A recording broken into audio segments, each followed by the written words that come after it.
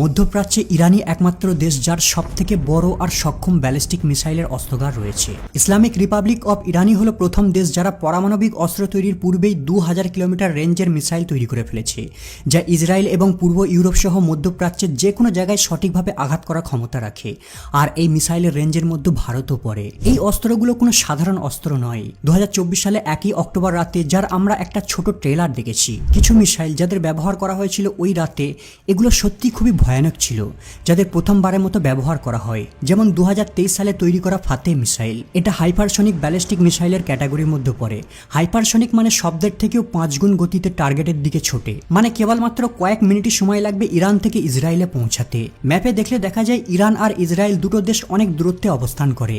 এই দুটো দেশের মধ্যে দূরত্বের ব্যবধান প্রায় 1000 কিলোমিটার। কল্পনা করুন যদি ইসরায়েল ইরানের ভেতর প্রবেশ করে তার নিউক্লিয়ার সাইটে বোম্বিং করে দেয়, তারপরেও ইসরায়েলের 1 ঘন্টা সময় লাগবে তার এয়ারবেসে ফিরে আসতে। কিন্তু ইরানি মিসাইল কেবলমাত্র 7 মিনিটের মধ্যে ইসরায়েলের এয়ারবেসকে ধ্বংস করে দিতে পারবে। এখন প্রশ্ন হলো, কেবলমাত্র ভয়াবহ মিসাইলই কি ইরানের শক্তির মূল মেরুদণ্ড, নাকি ইরানের শক্তির পেছনে আরো অন্য কোনো রহস্য রয়েছে? প্রায় 500 বছর ধরে ইরান পৃথিবীর বুকে বিরাজ করে আছে, একই সীমান্ত, একই পাহাড় আর একই মূলভূমি নিয়ে। ইতিহাসের দিকে তাকালে দেখা যায় রোমান, আরব, তুর্কি, রাশিয়া, ব্রিটেন এমন কোনো সুপার পাওয়ার দেশ নেই যার সাথে ইরান ফাইট করেনি। কিন্তু আশ্চর্যের ব্যাপার হলো, এত সংঘর্ষের পরেও আজ পর্যন্ত ইরানকে কেউ পদানত করতে পারেনি। এর পিছনে অন্যতম কারণ হলো ইরানের ভৌগোলিক অবস্থান। ইরান 7টা দেশের সঙ্গে বর্ডার শেয়ার করে।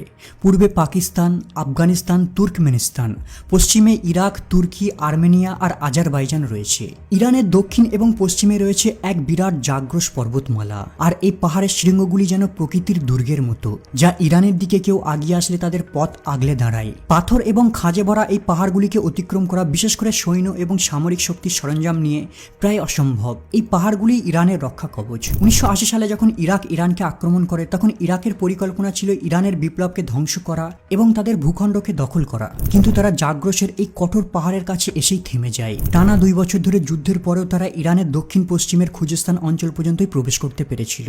আরও দূরে তারা এগোনোর চেষ্টা করলে জাগ্রসের পাহাড় তাদের কাছে ব্যারিকেড হয়ে দাঁড়ায়।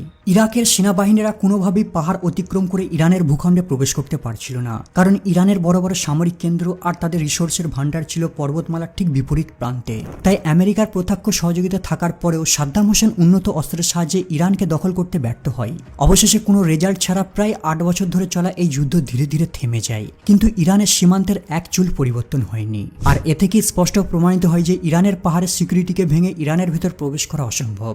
ইরানের নর্থে রয়েছে আল বুরুজ মাউন্টেন, যা ইরানকে ক্যাসপিয়ান সি থেকে সুরক্ষা দিয়ে থাকে। আর এই মাউন্টেনটি ইরানের রাজধানী তেহরানকে নিরাপত্তা দিয়ে থাকে। আর এখানেই রয়েছে মিডিল ইস্টের সবথেকে উঁচু মাউন্টেন, যার নাম মাউন্ট দামাভান। আর এর নর্থে আরও একটা মাউন্টেন রয়েছে, মাউন্ট বিনালুড। মনে রাখবেন, এটা কোনো কাশ্মীর কিংবা হিমাচলের পাহাড় নয়, এগুলো মিডল ইস্টের পাহাড়, যার উপর চড়া অনেক কঠিন সাধ্য টাস্ক। ঠিক যেভাবে হিমালয়ের অবস্থানের কারণে চায়নার আক্রমণের হাত থেকে ভারত নিরাপত্তা পেয়ে থাকে, ঠিক তেমনি এই পাহাড়গুলি বেশ কয়েকটা দেশের হাত থেকে ইরানকে নিরাপত্তা দিয়ে থাকে। এখন যদি কোনো দেশ এই দুর্গম পাহাড় অতিক্রম করে ইরানের ভেতর প্রবেশ করে যায়, তারপরেও এখানে একটা বিশাল বড় বাধা রয়েছে, দাস্তে লুত আর দাস্তে গভীর মরুভূমি। লুত মরুভূমিকে মনে করা হয় পৃথিবীর সবথেকে উষ্ণতম মরুভূমি, যেখানে টেম্পারেচার প্রায় 70 ডিগ্রি সেলসিয়াস পর্যন্ত পৌঁছে যায়। এখানে না রয়েছে খাবার, না রয়েছে জল, রয়েছে কেবল অসহনীয় গরম। এই কারণেই মঙ্গলরা এখানের কিছু অঞ্চল দখল করার পরেও বেশি দিন টিকে থাকতে পারেনি, তারা বাধ্য হয়ে পারস্য ত্যাগ করেছিল। এগুলো ছাড়াও ইরানের হাতে রয়েছে এক মারাত্মক অস্ত্র। ইরান চাইলে এই অস্ত্রের সাহায্যে পৃথিবীতে তৃতীয় বিশ্বযুদ্ধ বাঁধিয়ে দিতে পারে। ইরানের কোস্টলাইন 2500 কিলোমিটার পর্যন্ত বিস্তৃত, যা দুটো সমুদ্রের মাঝে বিভক্ত। আর এই দুটো সমুদ্রের মাঝেই রয়েছে স্ট্রিট অফ হরমুজ।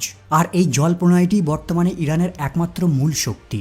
যদি ইরান তার নেভির সাহায্যে এই পয়েন্টটিকে ব্লক করে দেয়, তাহলে গোটা বিশ্বের অর্থনীতি মুখ থুবড়ে পড়বে, কারণ পৃথিবীর 15% ক্রুড অয়েল এখান দিয়ে অতিক্রম করে এশিয়া, ইউরোপ, নর্থ আমেরিকা আর অন্যান্য দেশে যায়। এই প্রণালীটি 33.8 কিলোমিটার চওড়া, আর এই জায়গাটির মধ্যে রয়েছে কেবলমাত্র দুটো শিপিং লেন, যা কেবল 2 মাইল চওড়া। এই প্রণালীটির একদিকে রয়েছে আরব রাষ্ট্রগুলো, যারা মার্কিন যুক্তরাষ্ট্রের মূল মিত্র দেশ, আর অন্যদিকে রয়েছে ইরান।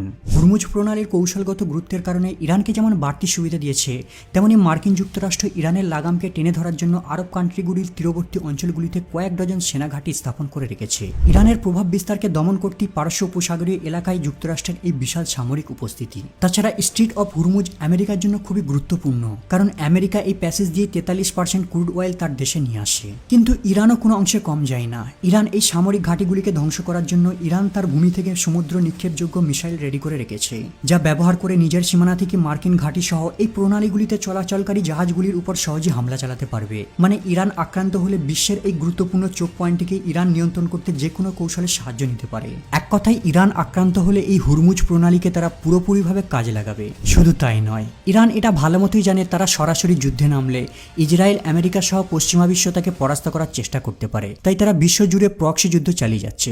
সরাসরি যুদ্ধে না নেমেও মধ্যপ্রাচ্যে বিভিন্ন দেশে ইরান তার মিত্রদের মাধ্যমে যুদ্ধ চালিয়ে যাচ্ছে। ইরান এমন কয়েকটা গ্রুপকে সাপোর্ট করে যারা ইসরায়েল বিরোধী, যেমন প্যালেস্তাইনে হামাস, লেবাননে হেজবুল্লাহ, সিরিয়াতে ফাতেমুন বার্গেট, ইরাকে আলবাদার আর ইয়ামানে হুতি। এই সকল নেটওয়ার্কের সাহায্যে ইরান ইসরায়েলের থেকে দূরে থাকার পরেও সরাসরি যুদ্ধে না যুক্ত হয়েও আরব দেশ আর ইসরায়েলের উপর প্রেসার বজায় রাখতে সক্ষম হয়েছে। এই কারণে ইসরায়েল যখন গাজায় বোম্বিং করা শুরু করে, এই সকল নেটওয়ার্ক মিলিত হয়ে ইসরায়েলের উপর অ্যাটাক করেছিল। রেড সিতে হুতিরা মাঝে মাঝে ইসরায়েলের জাহাজগুলির উপর ড্রোন দিয়ে অ্যাটাক করে থাকে। ইরানের এই প্রক্সি যুদ্ধের কৌশলিতাকে আরো বেশি ভয়ানক আর শক্তিশালী বানিয়ে দিয়েছে। এছাড়াও ইরানের ক্ষমতার রহস্য কেবল তার ভৌগোলিক প্রাচীর, প্রক্সি নেটওয়ার্ক আর সামরিক শক্তির মধ্যে সীমাবদ্ধ নেই, বরং তার আরও একটা ভয়ানক প্রতিরোধের ক্ষমতা রয়েছে।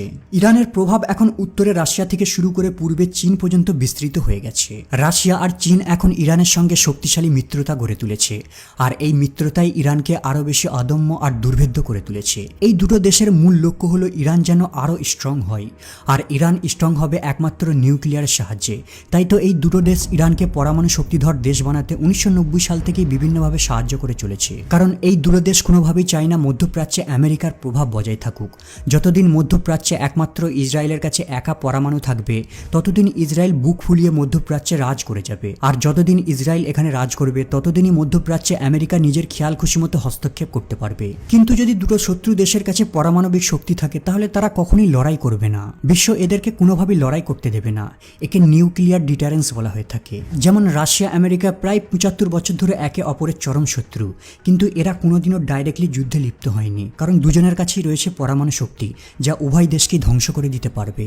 এখন ইসরায়েল ইরানের উপর যেভাবে হামলা করতে আসছে অথবা গাজার উপর যেভাবে আক্রমণ করে চলেছে, এটা তখন পুরোপুরি বন্ধ হয়ে যাবে যদি দুটো শত্রু দেশের মধ্যে ক্ষমতার সমতা চলে আসে। এই কারণেই আমেরিকা ইসরায়েল মাঝে মধ্যে ইরানের নিউক্লিয়ার প্রোগ্রামে হামলা করার হুমকি দিয়ে থাকে। তাই তো ইরানকে পেছনে ঠেলে দিতে আমেরিকা সহ তার মিত্র দেশগুলি ইরানের তেল রপ্তানি থেকে শুরু করে banking, weapon, military technology, trade সবকিছুর উপরে সাংশন লাগিয়ে রেখেছে, যাতে ইরান আর্থিকভাবে ভেঙে পড়ে আর তার নিউক্লিয়ার প্রোগ্রাম পিছিয়ে যায়। কারণ পরমাণু বানাতে গেলে অনেক অর্থের প্রয়োজন।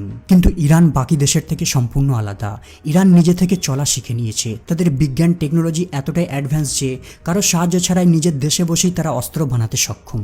ইরানের শক্তির আরও একটা বড় অংশ হলো তাদের রহস্যময় মিসাইল সিটি। এই শহরটি 100 মিটার লং আর 500 মিটার গভীর আন্ডারগ্রাউন্ড। 2022 সালে ইরানের মেজর জেনারেল মোহাম্মদ বাঘেরি একটি ভিডিও রিলিজ করে ইরানের এই মিসাইল সিটির কিছু অংশ বিশ্বের সামনে প্রকাশ করে, যেখানে হাজারো মিসাইল আর ফাইটার জেট একটার উপর একটা স্তূপ বানিয়ে রাখা আছে। আর এই মিসাইল সিটিটি লোকেশন ইসরায়েল সহ পশ্চিমা বিশ্বের কাছে এখনো অজানা।